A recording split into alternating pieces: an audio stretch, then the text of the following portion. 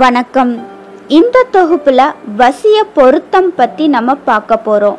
இப்போ நம்ம ஒருத்தர் வசியப்படுத்துறதுக்காக மட்டும்தான் இந்த ராசி பார்க்கணுன்ட்டு இல்லை. ஒருத்தர் நம்ம திருமணம் செய்வதற்கும் இந்த வசிய ராசி நம்ம பார்க்கலாம்.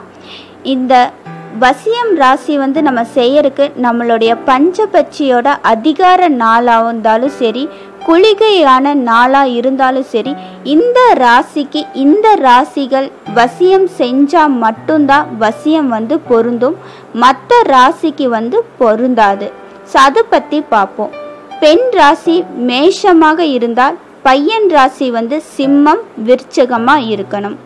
பெண் ராசி ரிஷமம் என்றால் பையன் ராசி கடகம் துலாம். பெண் ராசி மிதுனம்னா பையன் ராசி கன்னி. பெண் ராசி கடகம், பையன் ராசி விருச்சகம் தனுஷ். பெண் ராசி சிம்மம், பையன் ராசி மகரம். பெண் ராசி கன்னி, பையன் ராசி ரிஷபம் மிதுனம். பெண் ராசி துலாம், பையன் ராசி மகரம். பெண் ராசி விருச்சகம், பையன் ராசி கடகம் கன்னி. பெண் ராசி தனுஷ், பையன் ராசி மீனம்.